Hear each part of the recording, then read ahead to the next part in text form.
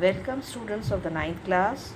By now all of you must be aware of the reduced syllabus of the ICSE, and so the fifth chapter has been eliminated from your syllabus, and we directly move into the sixth chapter, that is materials of the earth's crust, rocks.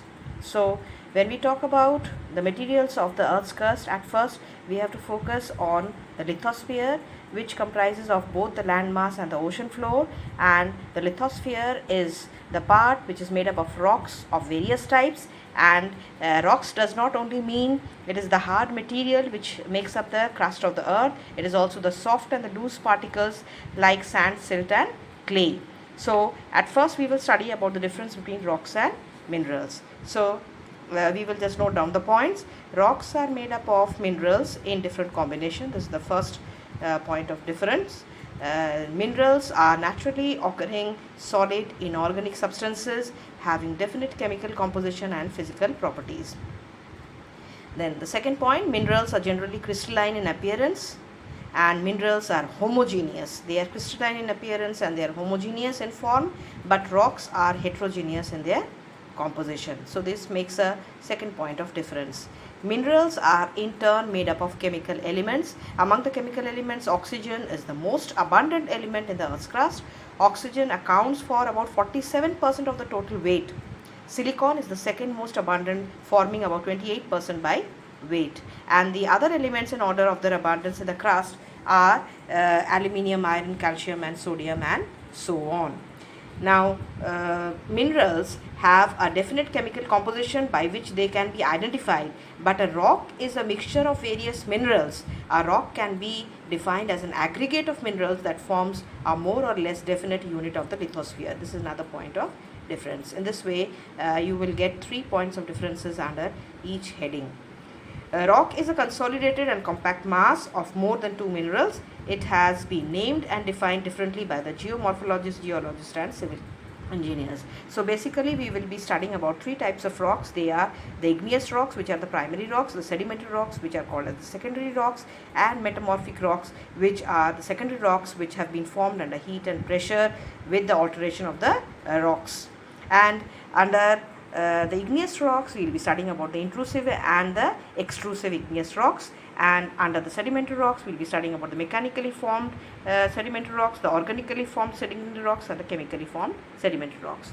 So right now we move into the igneous rocks, which are also called as the primary rocks. Remember children, these are called as the primary rocks or the mother of all rocks. It is because these rocks are formed from the interior of the earth. It is from the hot molten magma which cools to form these igneous rocks, and that is why they are called the primary rocks. The word igneous means fire, derived from the Latin word ignis or the Sanskrit word agni. Igneous rocks are of thermal origin. Thermal here means heat, and are formed by the process of solidification of molten rock material called magma. So this is important children.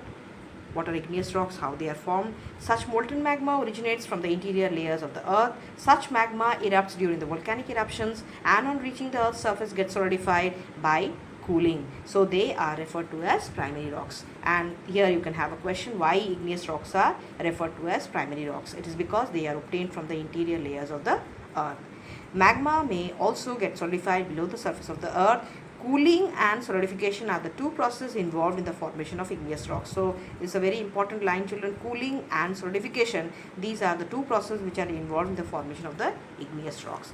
Now here are the types of igneous rocks, the classification of igneous rocks, which are done on the basis of the mode of the origin. So at first, the intrusive igneous rocks, the word intrusive here means inside.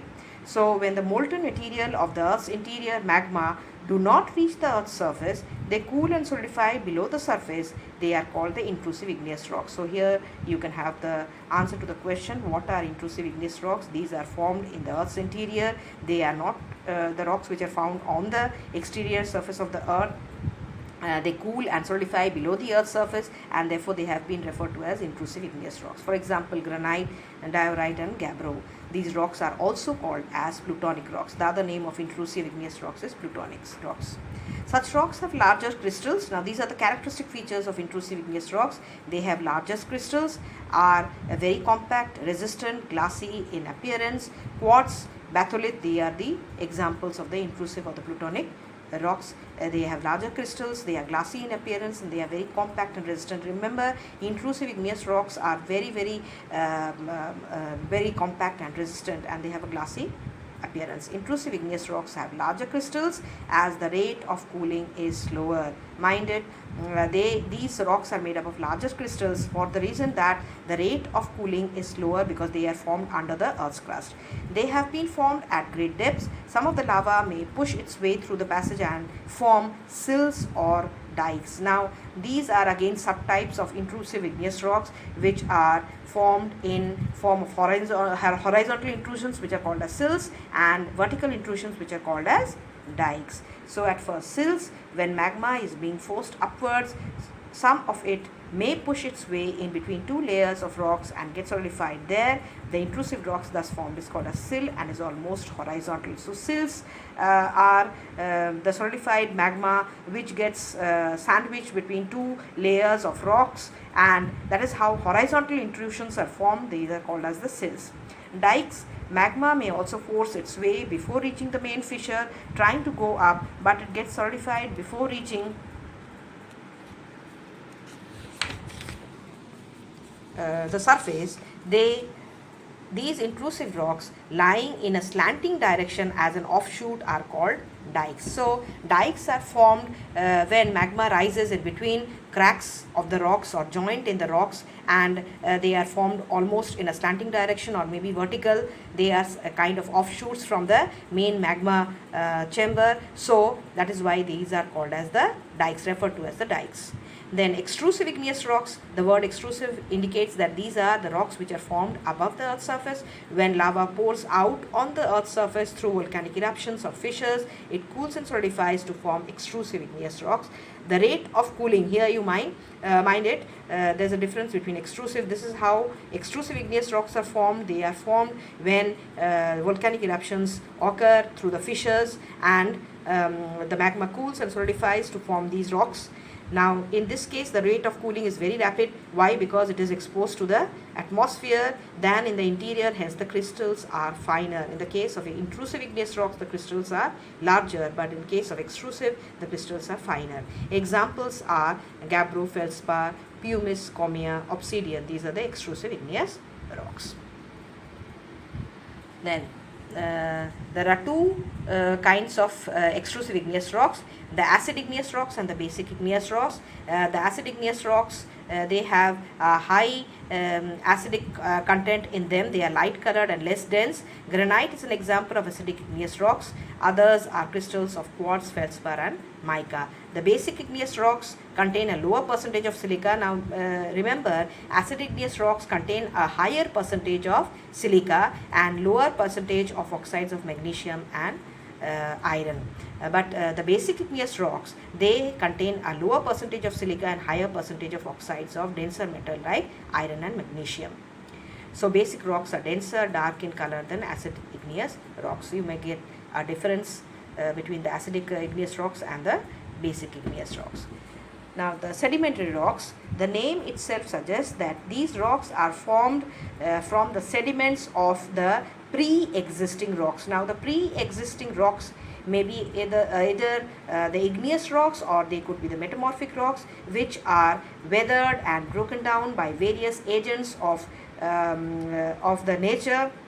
For example, it could be the winds, it can be glaciers, it can be the running water, which break them into smaller and smaller particles, and these sediments are laid down in layers, one after the other, one on top of the other, in depressions or maybe in the lake, in the beds of the lakes and the rivers, and over the years, in due course of time, they are compacted and cemented together to form hard structures which are called as the sedimentary rocks. Now, these sedimentary rocks are secondary rocks because they are formed from the pre-existing rocks or the mother rocks. So sedimentary is derived from a Latin word which means settling down, that is sedimentum. Denudation is the disintegration and decomposition of rocks as well as wearing away of the surface of the land. Consequently, the rocks are formed in layers from the raw material provided by the process of weathering, erosion, transportation and deposition. Remember, in the igneous rocks, there were two processes which were involved. One was cooling, the other one was solidification. But in the formation of the sedimentary rocks, there are four processes which are involved: weathering, erosion, transportation and deposition. These processes are the result of the action of seas, rivers, lakes, glaciers and even wind, and these actions or activities are brought about by agents like wind, glacier, running water or even wind. These consolidated layered strata are known as stratified rocks. Now there's a question here: why are sedimentary rocks called the stratified rocks? Why they are called stratified rocks? It is because they have a stratified structure or layered structure. The sediments are laid in layers, one after the other, one on top of the other, and that is why they are called the stratified rocks. The stratas varies in thickness and may be tilted or horizontal. Now these are some of the characteristics of the sedimentary rocks. Sediments consist of loose particles of gravel, sand, silt, clay in various proportion. Hence they are porous and permeable. So most of the sedimentary rocks are porous and permeable. It is because these are formed from sediments which are laid down in layers, and they are formed from the compaction of loose particles of gravel, sand and silt and clay, which are in various proportion. The loose particles get consolidated or compacted into hard rocks by the presence of cementing substances like lime or the presence of overlying deposits. They are separated by bedding planes. This is again another characteristic feature of the sedimentary rocks, that they are separated by bedding planes. Lithification is the cementation, compaction and hardening of sediments into sedimentary rocks. Sedimentary rocks cover 75% of the surface of the continents. Sedimentary rocks are also called secondary rocks or derived rocks because they are derived by denudation of other pre-existing primary or parent rocks. We have already talked about this, why they are called the secondary rocks, because they have been derived from the pre-existing rocks. As the sediments are deposited in water bodies, they get sorted out according to their size. The sediments accumulate in different layers or strata arranged one above the other. Remember, when the deposition of the sediments take place, it takes place on the basis of their size and their weight. So the biggest particles or the heaviest particles settle down first, and then the less heavy and the least heavy. In this way, layers after layer get settled down at the bottom of the lake or maybe the bed of the river, and they get arranged and cemented together and get compacted to form hard structures which are called sedimentary rocks. Each layer or stratum has particles of a given size. Therefore, sedimentary rocks are called stratified rocks. This is the answer to the question why sedimentary rocks are called stratified rocks. And this is also one of the characteristic features of the stratified rocks, children.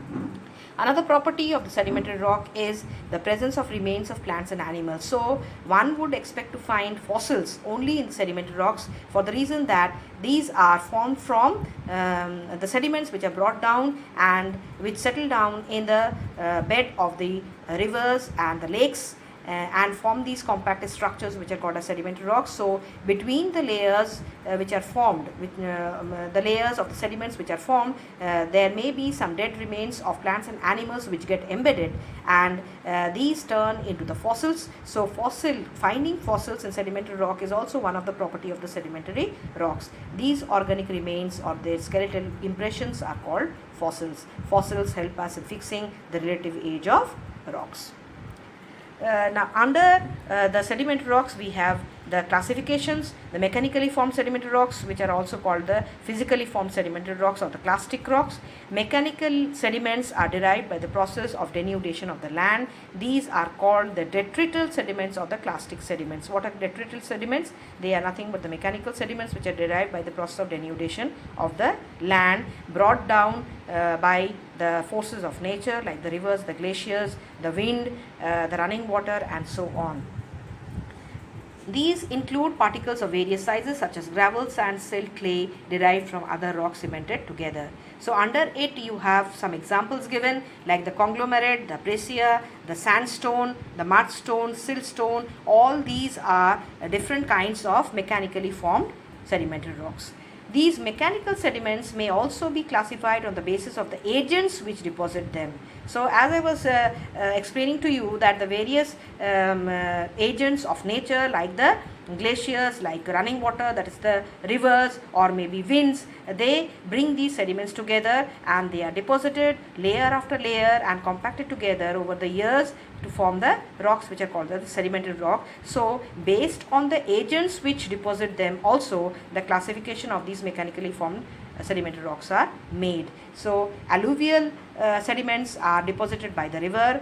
The moraines are the sediments which are brought down by the glaciers. The wind deposited sediments are in form of sand dunes, or the loess, which is called a aeolian deposit, which is brought about by the wind, is another example of the mechanically formed sedimentary rocks. Then the next classification is the chemically formed sedimentary rocks. Chemical sediments are commonly formed by process of evaporation of water containing salts in solution. Particularly chemically formed sedimentary rocks are found in the desert region. Shallow lakes get evaporated, leaving behind a layer of salt on the surface. These get consolidated into sedimentary rock. Very good example of it is the rock salt.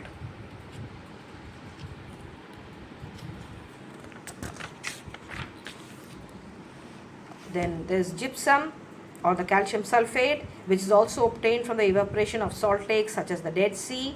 Then potash and nitrate, limestone and magnesium are other examples of chemical sediments. Organically formed sedimentary rocks are formed from organic sediments. Organic sediments are those which are derived by accumulation of remains of organisms such as shells of marine organisms.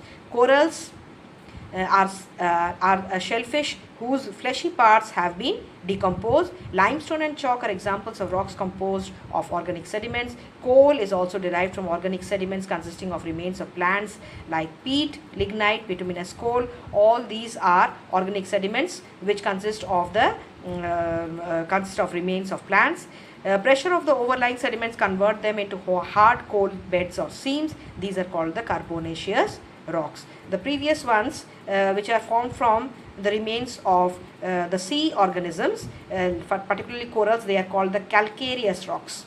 Okay, they are called calcareous rocks, and coal is a type of carbonaceous rock. Then the next category is the metamorphic rocks. The metamorphic rocks are those which are formed by the process of metamorphism or alteration of pre-existing rocks. These are also secondary in character because they are obtained from the pre-existing rocks. Metamorphism means change of form, which may be physical or chemical or both. Such metamorphism occur when rocks are subjected. Now, the original rocks or the mother rocks, when they are subjected to high temperature, pressure, or even both temperature and pressure both, then they may get metamorphosed or change their form physically and chemically to form the metamorphic rocks. So during this process of metamorphism, the original minerals get altered and new minerals are formed. In metamorphic rocks, the original minerals get altered to form new minerals under the exposure to heat and pressure. These combine together to form rocks which are harder and more resistant than the original rocks. So metamorphic rocks have their minerals arranged in a series of bands which is called foliation. Now this is one of the characteristic of metamorphic rocks, that the minerals are arranged in series of bands which is called as foliation. Now some of the metamorphic rocks are crystalline, like the igneous rock. This is also another characteristic feature of the metamorphic rocks. Some examples of metamorphic rocks have been given here. Limestone gets altered to form a rock called marble. Slate is metamorphosed to form shale. Sandstone gets metamorphosed to form quartzite. Graphite gets metamorphosed to form coal. Granite gets metamorphosed to form gneiss, and basalt gets metamorphosed to schist. We have some common type of metamorphic rocks which are given here and how they get metamorphosed to form a new kind of rock. Then Another characteristic is that metamorphic rocks are the source of many important mineral deposits like marble, slates, phylites, quartzite, mica, granulite, flint, and dark green limestone called hornfels. Okay, now all these are important for industrial and construction purposes. Then, metamorphism may be either thermal, that is under heat, high temperature, or it could be dynamic, which is under high pressure. Metamorphism which is caused by high temperature is called thermal metamorphism, and dynamic metamorphism is metamorphism which refers to the alteration caused by high pressure during the earth movement. In the same way, under the dynamic and the thermal metamorphism, there is regional metamorphism caused by large scale earth movements such as mountain building effect, rocks over a large area barring igneous and sedimentary rocks deep in the crust of the earth. This is known as regional metamorphism. Now, regional metamorphism occurs over a very large area when there is a mountain building process like a folding or a faulting which takes place, giving rise to a new relief feature, a new landform. In that case, the sedimentary and the igneous rocks get buried deep inside the earth's crust, and due to exposure to high temperature and pressure, they get converted into a new kind of rock, and this rock which is formed is due to regional metamorphism called as metamorphic rock. And in the same way, we have metamorphic rocks which are formed over a small area. It is called as local or contact metamorphism. Now, the rest of the chapter, children, rock cycle of transformation, has been deleted from your syllabus. You need not study it, but economic significance of rock is there, so you will study the economic significance of rocks. Rocks are a storehouse of minerals. Igneous and metamorphic rocks of ancient geological periods are rich in metallic minerals like iron, lead, zinc, copper, gold, silver, diamond, etc. Rocks which contain high concentration of minerals are called ores, and you know these ores are very important for the extraction of the minerals. They are the backbone of the mineral industries. Sedimentary rocks contain valuable deposits of coal, oil, and natural gas. All these are fuel resources. Rocks provide us building stones like granite, marble, and sandstone. Rocks provide the raw material for large number of mineral-based industries, manufacturing industries. These include manufacture of iron and steel, aluminium, and other metals. Refining of petroleum forms the basis of large number of petrochemical industries. So here we wind up with this particular lesson. I will resume this video teaching you another lesson. Till then, goodbye.